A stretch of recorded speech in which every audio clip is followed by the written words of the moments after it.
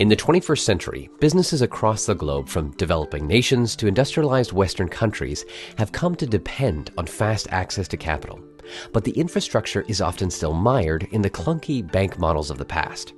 Our guest on this edition of UpTech Report, Dmitry Voronenko, sought to change that with his company, TurnKey Lender.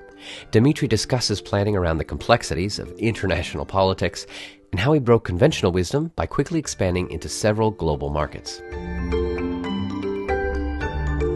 Thank you so much, Dmitry, for joining us. I'm excited to learn how TurnKey Lender, you started this business, how it got started, the focus that you have with it of solving a unique problem, and also how are you innovating as an entrepreneur.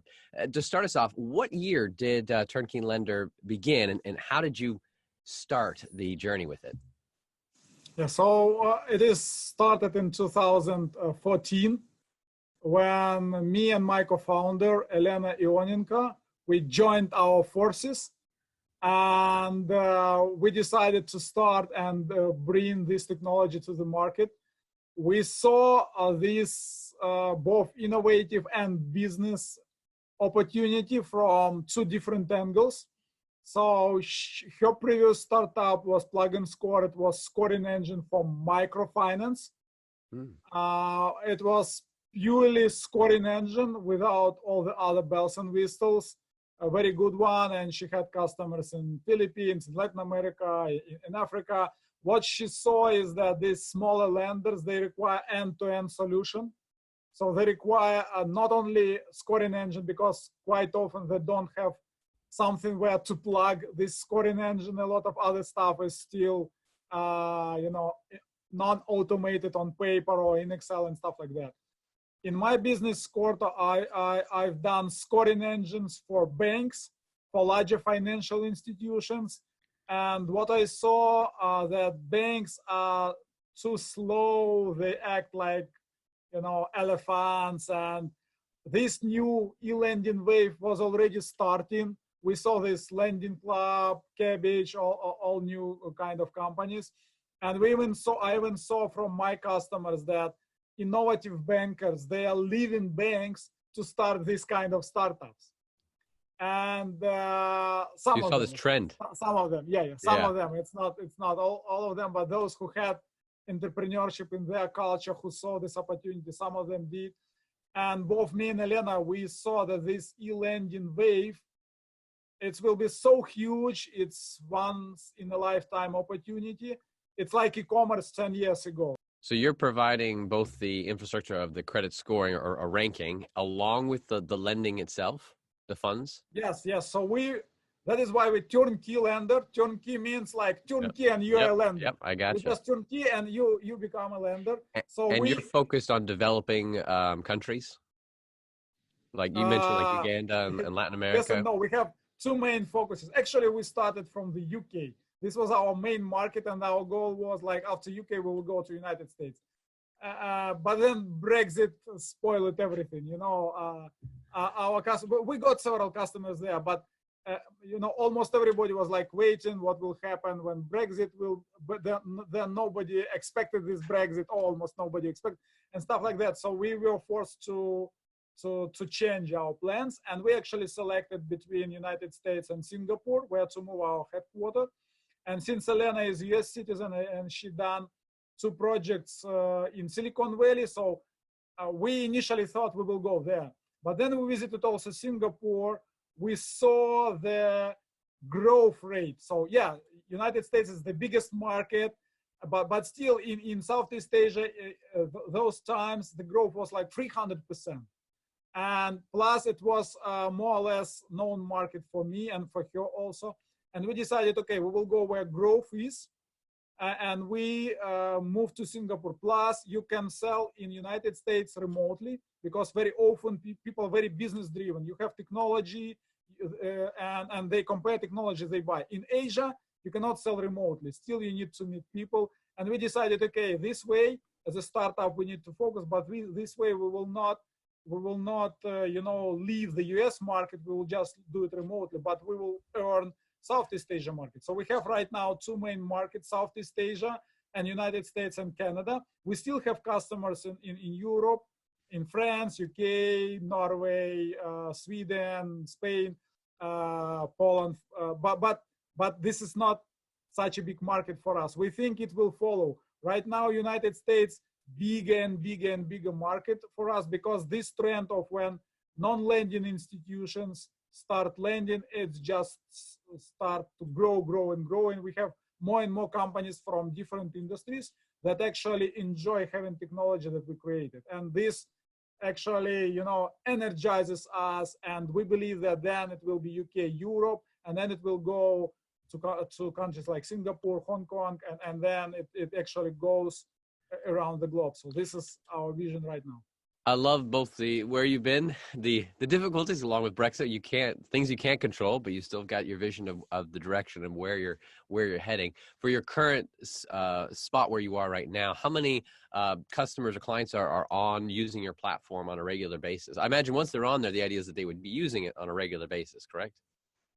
Yeah. So initially we sold licenses to Bootstrap to get more money in advance. But then after getting our first institutional round, we started to sell only SaaS. So we have 110 customers right now. 50 of them were initial customers who licensed customers, and 50 of them right now on our platform. Nice. And around 10, we are still in setup process. So in a month or so, they will be online. So this is roughly the number, yeah. And you started bootstrapped, that's a lot of fun. And then you recently got some VC funding as well? Yeah, we got already 2 institutional rounds. First institutional round we got in summer 2017. We got it from Vertex Ventures. This is very well-known venture company in Southeast Asia. So this is a VC arm of Temasek. Temasek Holding is sovereign fund of Singapore. Gotcha. So Vertex, they have some money from Temasek, and they have a lot of other LPs, including banks, corporations, stuff like that. They are very known because they are one of the oldest, and they're quite good in B2B and really big companies. I don't know if you've heard about Grab. So Grab is a competitor of Uber. This is the company who was able to actually compete with Uber and even acquire Uber, for example, in Singapore, and actually, conquer the market and push Uber out of the countries. Wow. Of course, they enjoyed, they already knew the business model. They enjoyed it, but they were more successful locally.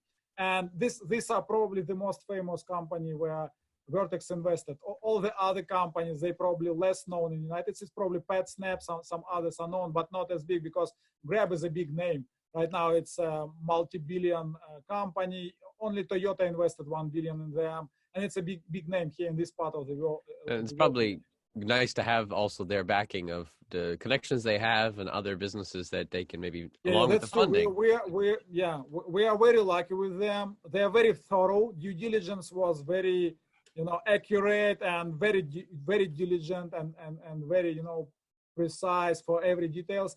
But we love it because they gave us a lot of advice. They actually very reasonable. They, sometimes investors, what I saw, they talk, only, or they just push and talk about numbers. These people, they understand vision, they understand ups and downs, and they're always helpful. At the same time, they constantly look on operational characteristics, and they help us to how to improve, how to do it better. I love the fact that you have the dual institutional rounds. We have different perspectives, both in that to keep the trajectory moving forward and already planning then the next one. The technology, underlying technology that you have, obviously being your differentiator. Describe a little bit more to me. How does it work, and how is it different from anything else out there? Yeah, so there are 2 differences if you compare us to any other lending software provider. So we, again, to explain, probably it's in a layman words, we are like a smart house, so, or like a smartphone. So other companies, they are like Nokia. They think smartphone is a mobile phone with a couple of Java applications, while we bring it as a totally new concept. So smart should be everywhere, intelligence everywhere, or in new level of intelligence. It's not just AI in credit scoring and that's it. what we see this business as a smart house that constantly monitors everything. How fast you type your name when you fill in application, how many times you visited your borrower portal, all the other stuff. And by doing this, we actually recommend lender what is the next best step to do, or probably they can reduce interest rates because this is less and less risky customer for them, and they can offer some upsells or offer cross sales, or even for collections, we do not make them chase customers that have some 3-5 days overdue. For example, we calculate self-cure score, and this means, for example, within the next 5 days, customer will cure themselves. Why ruining relationships, sending like harsh emails or stuff like that? And we have, in many places, we have this stuff, and this is what is different. So we see it as a smart lender where artificial intelligence help, again, end-to-end, it's turnkey, it's unified. We have this concept from the beginning. We have this concept of unified lending. It means unified with intelligence, automation unified with intelligence. It's unified through cycle, like from the loan origination, scoring, underwriting, servicing, collection, portfolio management, next loan. So it's unified. It's unified with the market. So by this, we also, with artificial intelligence, we watch the market. So lender actually follows the market, not taming the market or, screwing up everything just to do the way they want, but they feel in the market and adapting, because what we feel more and more, adaptability will be number one and time to market. I don't know what will be number one or number two, but time to market and adaptability, because markets are changing so fast. You cannot just build a scorecard and use 3 years this scorecard or stuff like that. You need constantly adapt. And this is unified lending because you are unified with the market. Tell me a bit more about the partnerships or API connections, and also like how is the back end lending? Like who are those providing the actual funds for the lending? How does all that work? Yeah. I would start probably with the last question. So we know, this is our vision, that we will never lend ourselves. So we will be a technology provider only. We actually white label our software for lenders. Again, as I told, non-lenders that turnkey and can be lender. Yeah, turn the key with our software, but we white label for them. So borrowers do not see TurnKey Lender brand. TurnKey Lender brand is B2B brand. It's just for those businesses who will lend. We white label for them, and they can, again, it can be, we have several peer-to-peer lenders who use our software. As you realize this vision, where then any business or lender can just start providing their own lending right to the customer, and this platform can handle it. To realize this vision, what hurdles do you see you're going to have to overcome in order to make it happen? Yeah, so I see it first and foremost, I don't see it as a hurdle, but I see it as a big task. So, and what we want to do and already preparing ourselves to do, we need to bring more knowledge to people, to train them, to show them how easy it is. Probably even have a free trials or some other. We are still thinking about it. And not only, but free trials will not solve it because we need to also, additionally to this, we need to educate. We need to bring more knowledge, more videos, more articles to show, for example, segment by segment. We cannot tell, in general, let's any business. We can go to plastic surgery clinics and explain, look, these are our customers. After starting using our software, they don't have seasonality at all. Before they have seasonality like this, before Christmas or whatever, on summer, but now no seasonality. These guys like merchants or fashion merchants, they use our software. Now they have 30% more check, average check raised 30% more. So, and we should explain all this, because the main task I see, people still see financing is a difficult business. So these are done by banks. And this is what we need to bring for them. So people, will not be shy to try. Yeah, it's now affordable to try. They will not pay millions to try. It's just very, very, so they pay as they go, but they will be hesitant. This I see the biggest one, because technologically I don't see any obstacles. You're still in the probably the early adoption, where folks who are fascinated with technology, maybe they're like, oh, this is cool. But the early majority of folks, aren't aware that it exists, this possibility, this technology. I mean, I'm like still trying to. I see now where all it comes together. I'm like, okay, great, that's awesome. So it sounds like that's the biggest hurdle to overcome, is just educating and making people aware that this possibility and this concept exists and that they need to try it. Yeah, that's true. But please note that simultaneously we have lenders as a customers. So we like, running in two spheres. Yeah, here lenders, digital lenders still go with us, but here it's starting much bigger wave, and it will overcome it. It will grow, but it will grow much more exponentially, and it will overcome them. So this is some I've heard recently an article that in Forbes magazine that embedded lending actually will eat and overcome ways to many degrees current fintech. That current fintech is a business model in itself.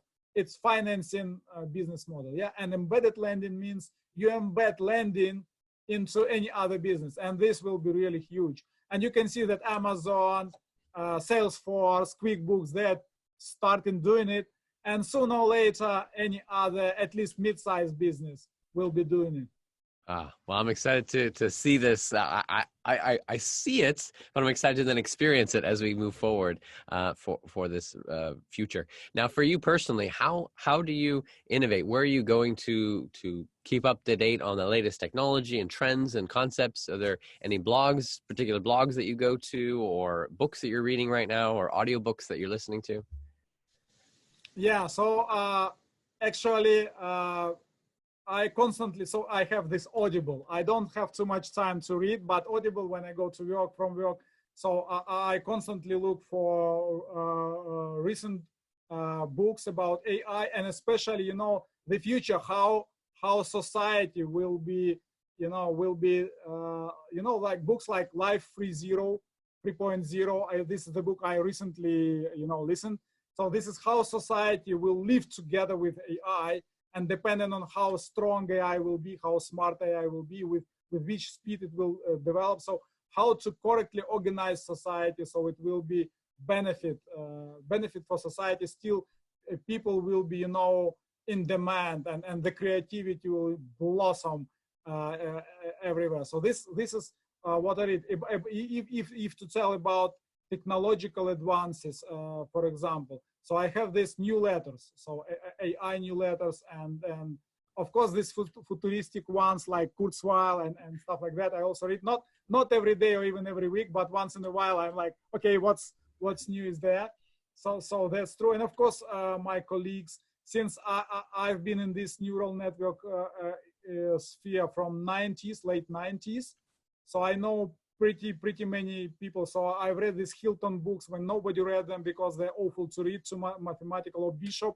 These are, these were Bibles for neural network developers. Just the first book, comprehensive books. And from these times, I know many guys, but mainly who did AI-based scoring. When it started with Scorex, actually Experian acquired Scorex after this, when it started. So I know many guys who even wrote the books about how to do AI-based scoring and stuff like that. It's mainly communicating with them through social networks, through emails. When I listen some things and I get to understand some things before they even are available, to general crowd, because it starts in R&D labs usually, and then published in papers. But we communicate with each other, asking questions, what do you think about this and that, and this is how I get it. Well, thank you so much, Dmitry, for sharing your vision, where you guys are right now, and the future of where you're heading. I'm excited to see as it comes into reality. Thanks again for joining us. Where can folks go to learn more, and what's a good first step for them to take? Please go to our website. Please follow us on Twitter, on LinkedIn. Yeah, we're also on Facebook, but LinkedIn, Twitter, we're usually more active there. So, and on our website, we post our blogs. So we have blog there. So please go there. We quite often, most probably not quite, but more or less often we speak on Finovate or some other conferences like this. I think video is usually, as a better way it's better to see than to listen. So please, you are all welcome. please visit, please ask us questions, whatever related to AI, related to digital lending, related to society. Together with AI, we will be glad to answer and to have discussions. Have you seen a company using AI, machine learning, or other technology to transform the way we live, work, and do business? Go to uptechreport.com and let us know.